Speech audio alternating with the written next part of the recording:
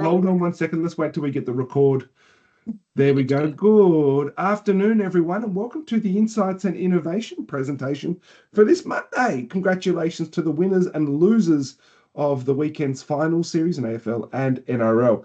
Today, we have our amazing partners at ARN, probably one of my most favourite of all the partners, I will have to say, and the amazing Shana King is going to be leading this presentation on building brands with audio. So she'll kick it off. Shana, over to you. Thank you. I certainly won't be leading the presentation, but I'll do a quick introduction to those two that are. And thank you, Sam, and from us here at ARN, thank you and welcome to you all. We appreciate you all starting your lunch break with us today. For those who I haven't met, I am Shana. I'm the Group Business Director here for the Sydney Independent Agency team. Most of you I've likely worked with previously, or at least I continue to work alongside. Thank you to IMAA for allowing us to host this session. And whilst a little belated now, I'd like to throw back to a fortnight ago and just congratulate those who took part in Pitchchella and those lucky agencies who took away those awards. Being at ARN, it's an exciting reality knowing that we're working alongside some of the best research and strategic minds in the media industry. So without further ado, and I know they'll have plenty more to say than what I would, let me now introduce you to Justin Stone, our Director of Research and Insights. Justin is a favoured presenter by all. With some of you being a part of his previous presentations, you'll know exactly what I'm talking about. To those of you who haven't, sit back and enjoy. Tegan Kirkby, a previous India alumni herself, now heads up the client strategy across the wider business, with India's always holding a special place in her heart, of course. This dynamic duo will now be your hosts, and I'll hand it over to you two. Amazing. Thank you, Shana. I will not take offence to not being the fun one, but I'll try to live up to Stoner's benchmark. So you've heard who we are, a little bit about why we're here today. So you guys know as well as we do, audio as a channel is a really well-loved, tried and tested medium in driving sales and foot traffic and conversion, consideration and other middle to bottom funnel metrics. But a little bit less often, brands comfortably lean on the channel to build brand presence, brand love and stature. That's what we're here for. Today, we're just going to show you what's possible. We've got about 45 minutes worth of content. It is a little bit of fun. There's a little bit of listening, a little bit of interactivity, and I'm putting Shana on the spot here, but I'm sure we can find a merch pack for someone who has the right answers the fastest to Justin's little game, which is in the middle.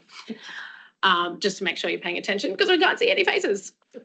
So we're going to go through three core areas. The first one is about audio branding and the fact that when you think of audio branding, a lot of people think of an audio logo and just kind of talking about the fact that it's so much more than that.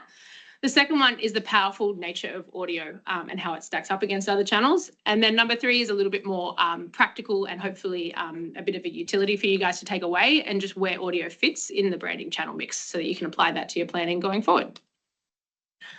So firstly, it's a bit of a myth that audio branding is just an audio logo.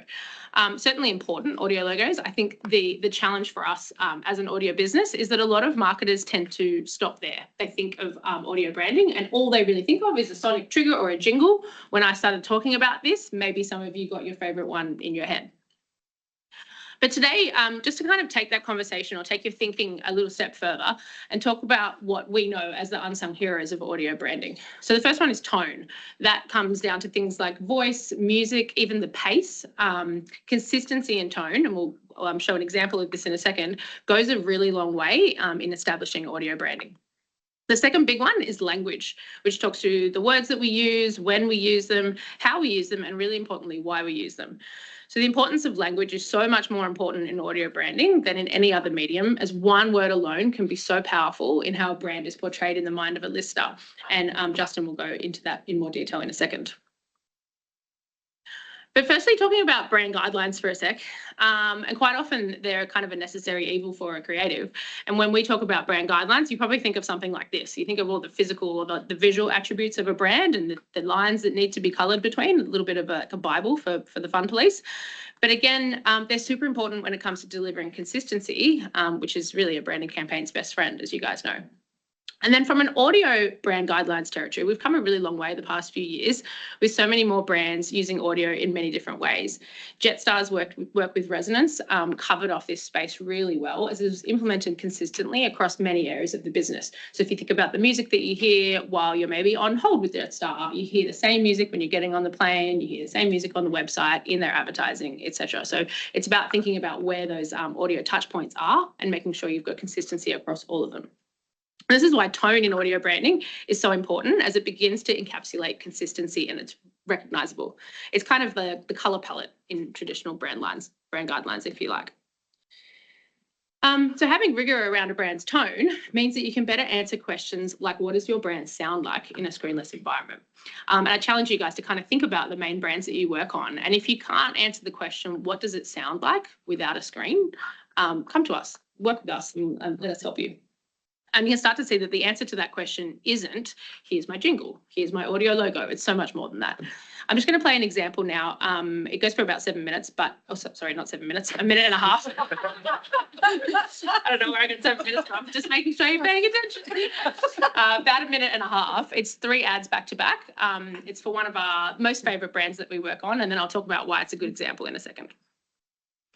G'day, it's Kimmy's dad, or should I say, granddad. Yeah, finally, it's happened. Kimmy had a gorgeous little baby girl. And you know what? She looks like a mum every little bit. So I just want to thank all the doctors at the hospital, Kimmy, and I suppose I better thank the horse boy.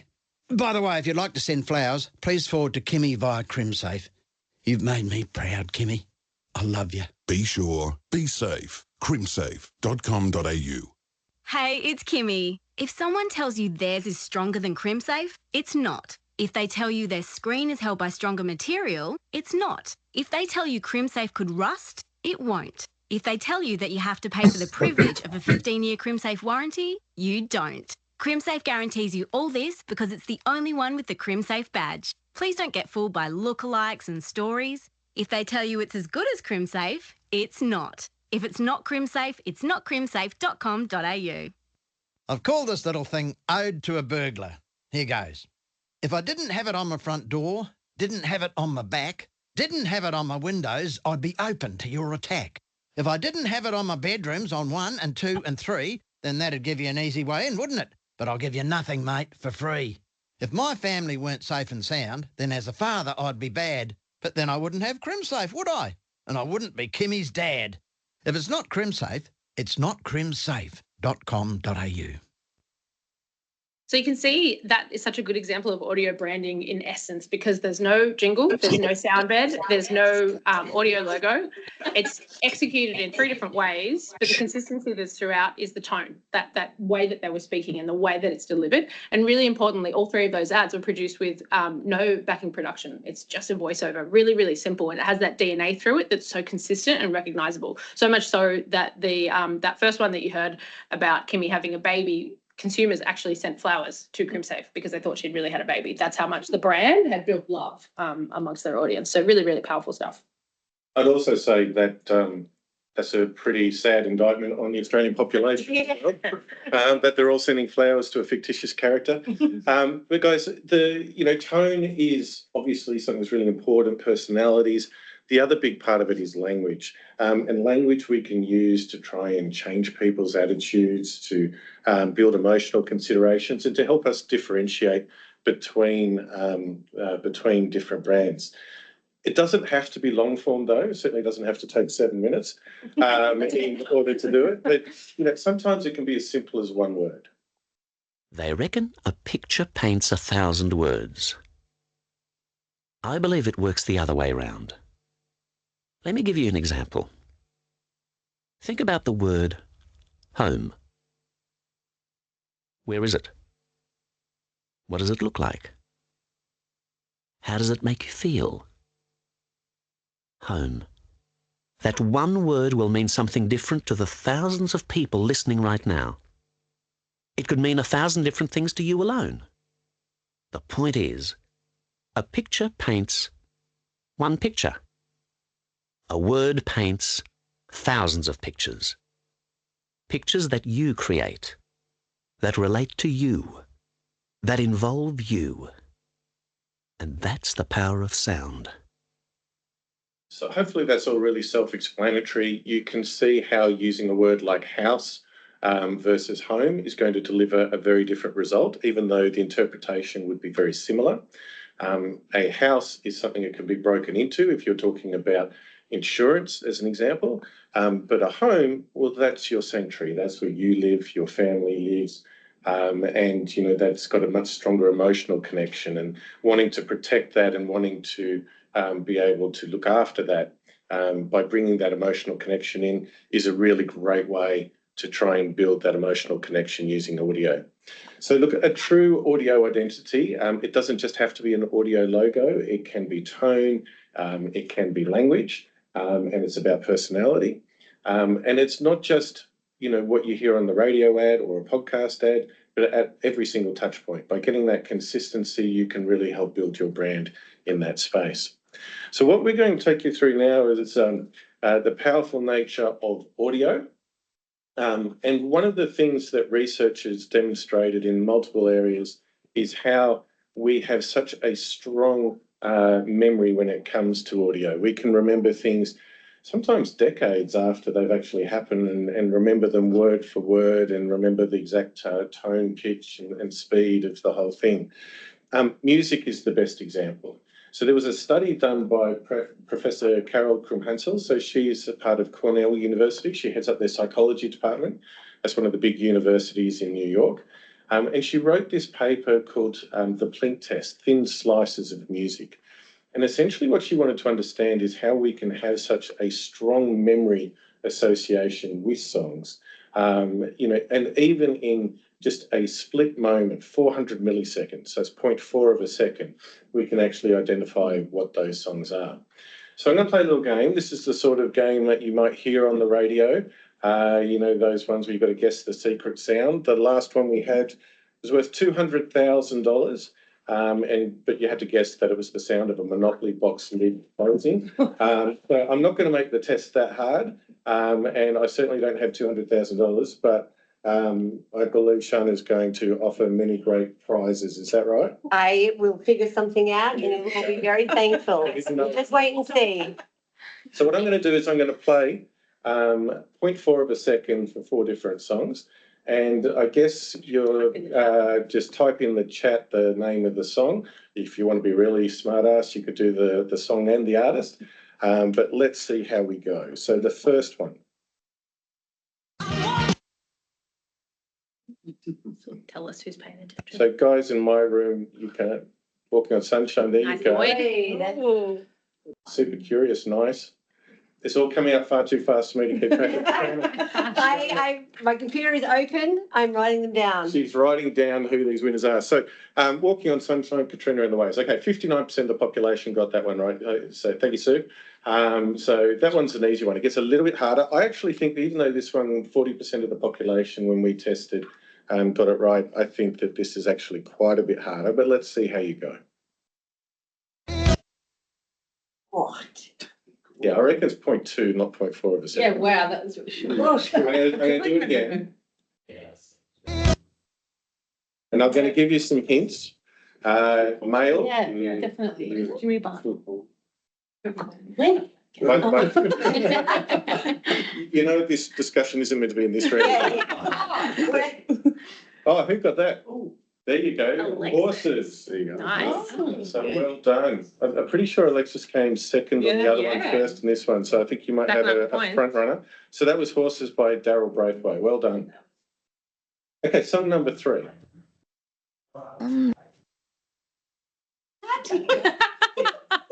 If you guys can't get it. Yeah. There we go. Yeah, Molly. So Shana was looking at me like I'm some sort of creep. But yes, that is... IMAA events won that one. Yay for us all. Okay, Billie Eilish, Bad Guy. All right, last one. Molly, you're getting that one. Hi, Molly. You did that one again. Do it again. Yeah, Lloyd. Yeah, Lloyd got up it right. again. So Ooh, Justin Bieber, Lloyd and Alexis going head to head. very impressive. So Next slide will get them. as soon as you hear that song and you know it's Justin Bieber, you start to visualise beautiful little Bieber, 5 foot nothing, lots of little tattoos, and used to have floppy hair, just like me. Okay, now that's what a song can do for you. Can we do the same thing with an audio logo? Can we, can people correctly identify in a split second what the brand actually is? Now, songs on average 25%, audio brands, it drops down to about 13% in 0.4 of a second, although it does go up to 26% if we give them a full 3 seconds exposure. Now, part of the challenge obviously is brands and advertising don't get the same number of, amount of exposure and spins, and don't sort of last the same period of time as far as replays of the songs and everything goes. But that's still a pretty high amount. 1 in 8 people sort of in 0.4 of a second able to identify what a brand is. So this is your industry. So I'm hoping that you get all of these right. That's great.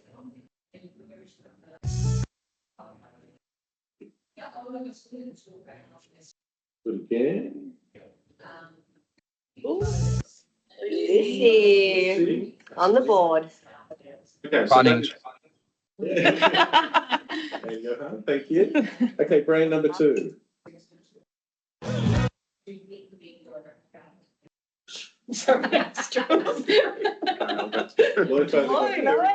Lloyd. I'm fine. He's going to get 2 points. Okay, so Chemist Warehouse. Okay, brand number 3.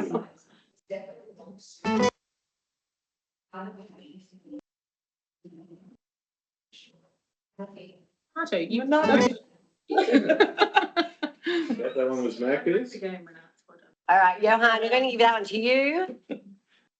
Renato. Yeah. Renato already has a water bottle. Jeremy Cape Cup. No, it's Digi. Okay, brand number 4, ready?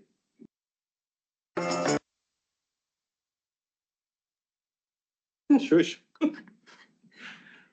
Only 7% got this one. I'll play it again. Yeah, Selena. Oh, Selena. Oh, good one. Well done. So as soon as you hear that logo there, like the fact that 7% of the population got it right means Baker's Delight needs to spend a lot more money on ARN radio. But they've got a really strong audio branding. And as soon as you hear it, most people go, yeah, that's right. And not only can they hear it, they start to visualize it. You can see the sort of the masthead, you can see the little picture of the wheat giving the curvature over the top, you can see the colour, you can even visualise the storefront. Some of you might even be able to smell Baker's Delight now just by that little logo. The reality is when we're building an audio brand, we're creating a trigger and we're creating a shortcut that's linking to all of these other brands. And one of the reasons that happens is the way that when we hear things, we actually end up seeing them. So I'm just going to throw a little bit of neuroscience at you. What you're seeing there on the page, that's a visual of a head. So you can see a little nose and ears as we're looking down on top of the head. We're just going to have a little heat map. The redder it is, the more that part of the brain is firing.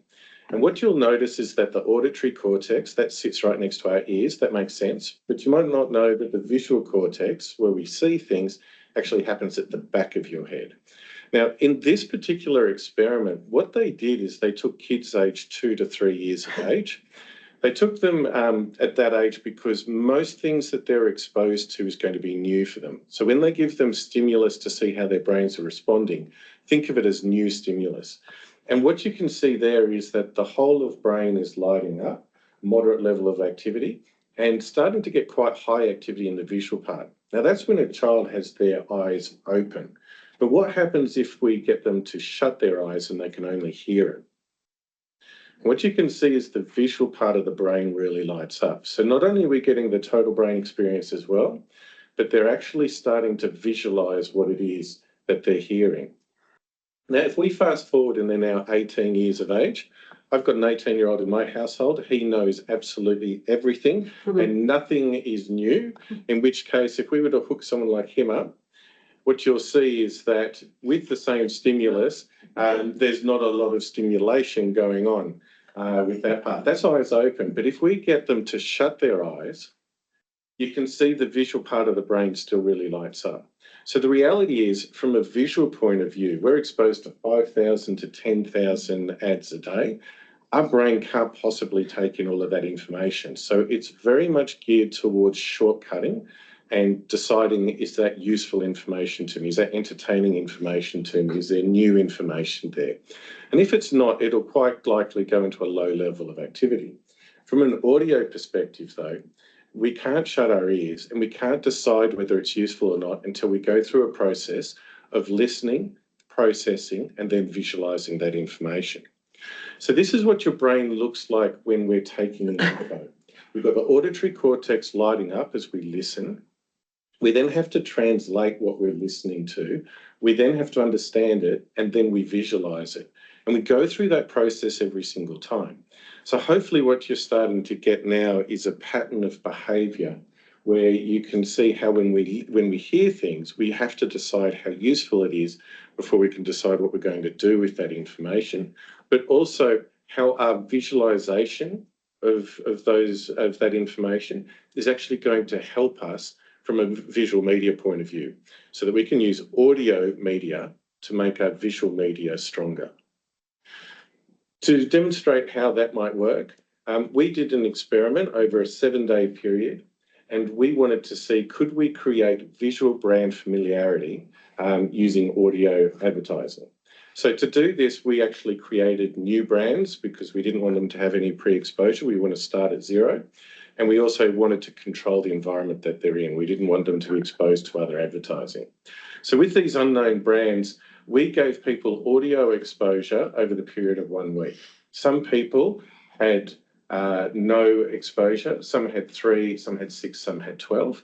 And you can see how our visual brand familiarity really grew over that period of 7 days. With the more exposures, the more likely we were to recognise those brands at the end. From a, how does it all connect perspective, think of every time we hear something, going back to that Baker's Delight example, or high pages, another example of when we hear something, we then have to go through all of the other senses. So when we hear high pages, we are now going to visualize the ads that we might have seen on the block last night. Audio can be a really great fast track to increasing your receptivity, easing your processing, and making those memories and experiences that you've had before, making the retrieval of them a lot faster. And it's doing this through brand linkage. Think of each brand having its own little storage space in your brain. And in that part, you've got all of the different sensory experiences, previous experiences, advertising experiences, so that when you hear that little piece of audio, even if it was only 0.4 of a second, you're actually going to increase the strength of that brand linkage, and you're going to increase the attention and memory encoding to that. So one of the wonderful things about audio for us is that you simply can't shut your ears. Visually, if we're not looking directly at something, then we're not paying attention to it. That's how amplified intelligence measures visual attention. But from an audio point of view, no matter where you are or where the sound is coming from, you can't deny it, you can't shut your ears to it. So if your phone rings, if someone calls your name, if a dog barks, whatever it might be, you're going to hear that because your brain is finely tuned to taking in information.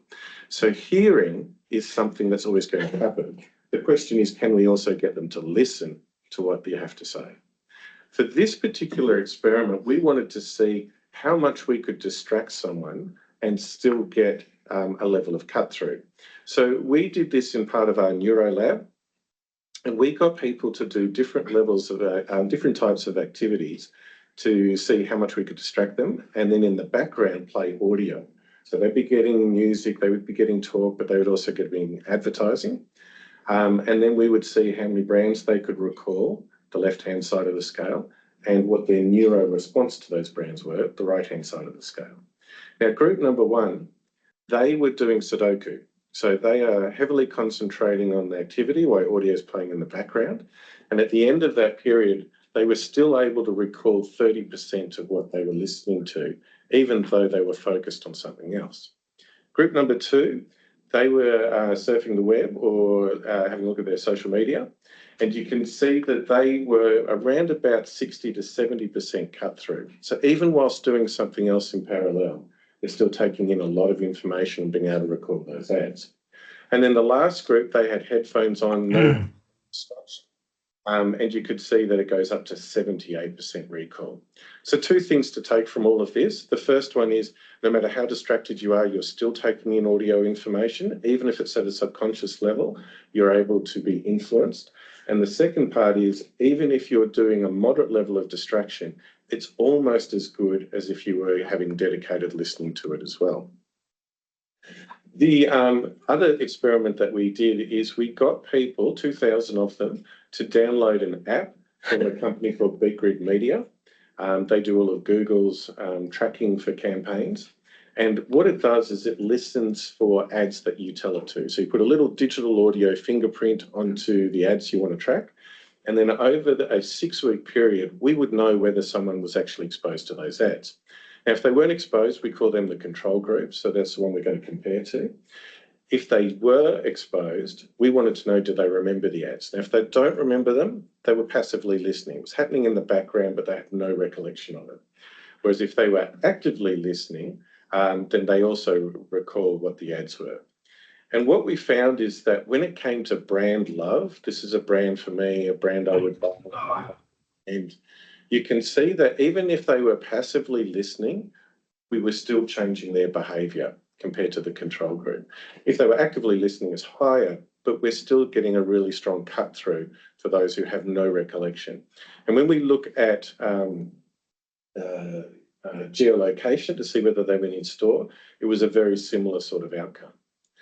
When we have a look at rational attributes though, so describe the price, the quantity, where I can buy it from, any of those types of things, you can see that they had to be listening and tuning in order to get that level of understanding and change in behaviour. So essentially what we're seeing is even if it's happening in the background, you're still changing whether someone likes your brand. You're still changing whether they go in store to buy it. But if you want them to be able to justify it and to give you that word of mouth and explain why, then you need the rational attributes. Then you also want to have really engaging content so that they can really tune into it, and then you get the rest of that behaviour. So I'm going to hand back to Tegan now, and she's going to talk about how we can bring what our brain on audio is like to make our visual media more effective as well. Thank you, mate. Shana introduced you as the fun one, but you guys can see from that he's also the smart one. So I don't know what I bring to the table, but I'm incredibly fun. going to try add some value where I can. So this is the last section, guys. As Tona said, it's about where audio fits in. So hopefully it gives you guys a little bit of tactical information that you can actually take to your day-to-day using everything that you've heard so far. So back in February now, it's going back a little ways, but hopefully some of you heard the information trickle through the industry. You might have heard Ritson's bold statements from the HERD conference all around audio being the most effective sidekick in any channel mix. And it was all kind of based on some research that he'd done around investing 11% of your budget in radio, doubling your campaign effectiveness. But there was a little kind of stat or a little piece of information that came out of that same study, which he didn't sing about because it wasn't the main purpose. But I think for the purposes of today, it's really important, was that brand impact specifically in those campaigns is on average 13% higher among brands who utilise radio. So obviously, like I said, a really nice kind of introduction in terms of what I'm going to talk about in terms of branding and how you can use audio in your channel mix. And what this really boils down to is audio's ability to enhance the impact of other channels. So Justin touched on this before.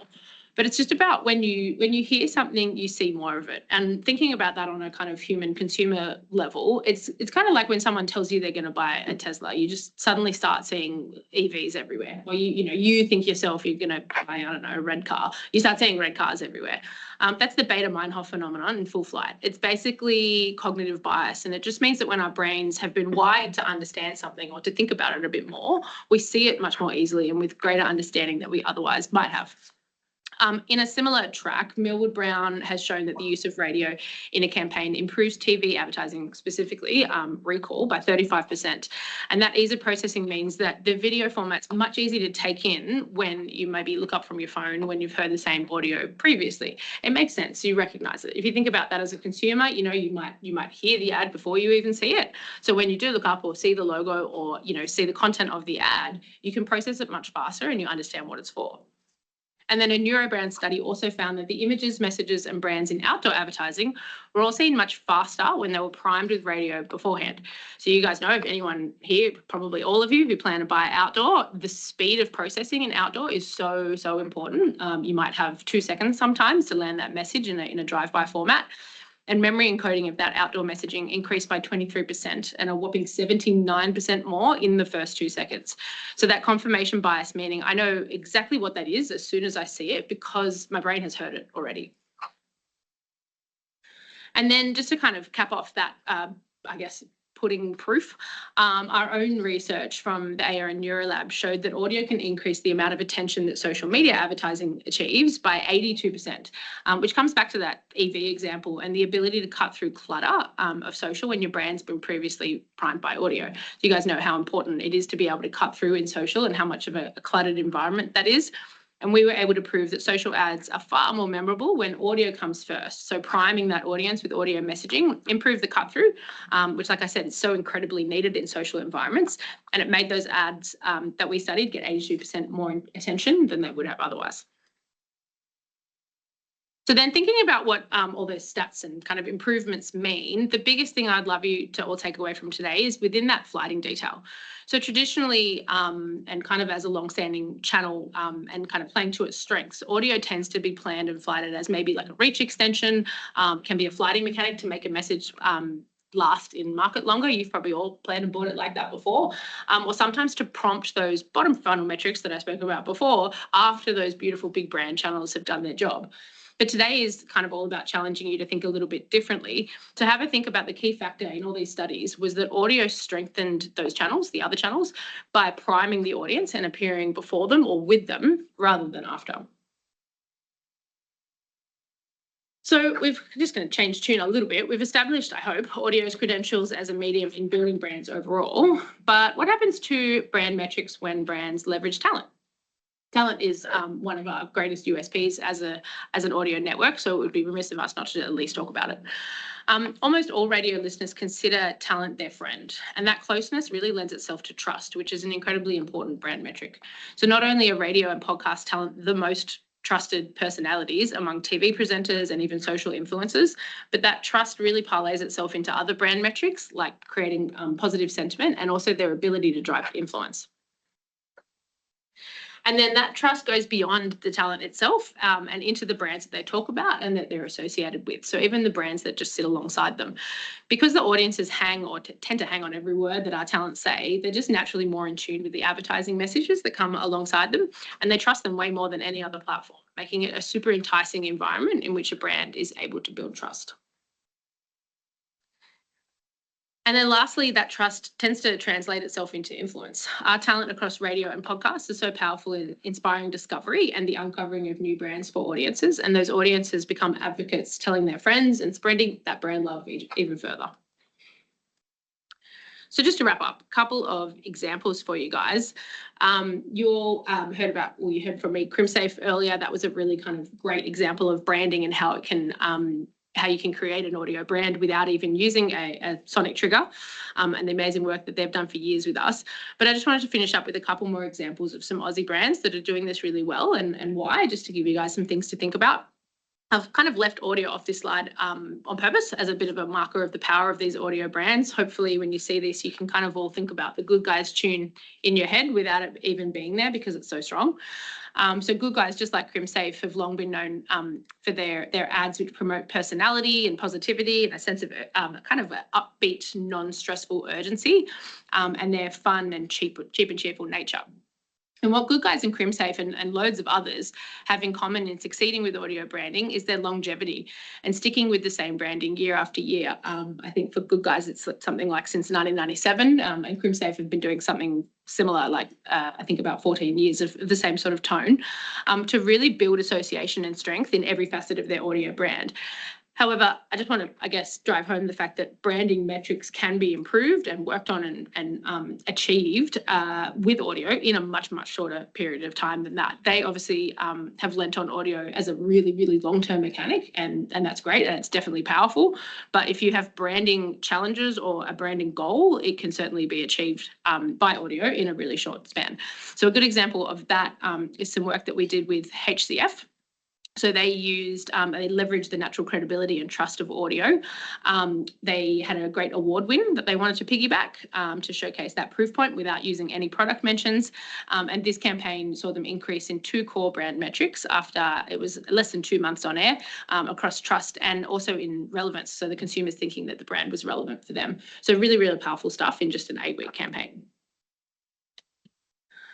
And then lastly, just to close before we'll jump to some questions, so have a think if there's anything you want to ask any of us. I really hope we've kind of managed to shift your thinking just a little bit. It's only been less than 40 minutes, so there's certainly a lot more we could do in this space. But just leaving you guys with a greater appreciation of audio's ability to do great things for brand campaigns. So just coming back to our 3 pillars, that audio branding is so much more than an audio logo. So I really encourage you to kind of think about your brands and ask yourself when planning, what does this brand sound like? And if you don't know the answer, then, or if it's not clear, then definitely lean on your team at ARN to help you work through that and produce some audio branding. Also considering audio and its ability to strengthen visual channels. So thinking about how they work together and then plotting out your channel mixes and that flighting consideration around brand campaigns and putting audio in line with brand launches rather than following to make every other channel work a lot harder. That is it from us. So if you guys have questions, more than happy for them to pop in the chat because we can see it on the side. So if anybody wants to, as long as they don't come flying in, which they won't. So if anyone wants to ask anything, more than happy. And there quite often isn't questions. So what we answered everything, Sam. So that may have answered everything. So we can pass on people to you guys afterwards. Thank you, ARN. Thank you so much for that. That was fantastic. Really interesting. So thank you so much for your time and your support of the independent sector. Just final reminders. Female Leaders of Tomorrow mentoring program open till the end of today, particularly Melbourne.